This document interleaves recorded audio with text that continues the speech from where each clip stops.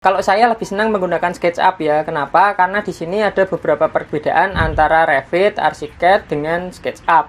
Yang pertama, Revit dan Archicad itu berbasis BIM, teman-teman. BIM itu adalah Building Information Modeling. Jadi pada saat kita membuat model, detail informasi dari suatu bangunan itu sudah ada secara jelas dalam gambar tersebut. Jadi saat kita membuat modeling, kita juga langsung membuat strukturnya maupun komponen-komponen detail lainnya. Namun saat kita menggunakan SketchUp, kita tidak membuat gambar detailnya, namun kita hanya membuat modelingnya saja. Nah, dengan dua definisi yang berbeda ini, kita sudah tahu bahwa dengan menerapkan BIM, kita menggambarnya itu sedikit lebih lama karena harus membuat detailnya sekaligus. Walaupun kalau sama-sama membuat gambar kerja dan gambar modeling, tentu saja yang menggunakan BIM ini akan jauh lebih cepat karena dalam waktu yang sama hasilnya ada dua produk yang berbeda. Yang pertama adalah modelingnya, yang kedua adalah gambar kerjanya. Namun saat kita menggunakan SketchUp, kita hanya mendapatkan modelnya saja. Namun karena saya seorang arsitek freelance, saya hanya membutuhkan gambar modelingnya saja yang untuk saya gunakan presentasi pada klien. Dan tidak semua klien itu mampu membaca gambar kerja, dan juga beberapa klien tidak membutuhkannya karena mereka hanya melihat bentuknya saja, teman-teman. Nah, di sini membuktikan kalau kita ingin menggunakan BIM ataupun menggunakan SketchUp, kembali lagi pada jenis pekerjaan yang kita ingin lakukan. Kalau kita hanya membuat modelingnya saja, kita tidak perlu membuat detailnya ya, saya akan menggunakan SketchUp yang jauh lebih cepat dibandingkan menggunakan program dengan basis BIM. Namun kalau kita ingin langsung membuat detailnya, kita akan lebih cenderung menggunakan BIM karena outputnya adalah dua gambar yang berbeda. Namun pada beberapa proyek tidak menutup kemungkinan saya membuat gambar kerja menggunakan SketchUp juga masih bisa. Oke, seperti itu saja teman-teman. Terima kasih.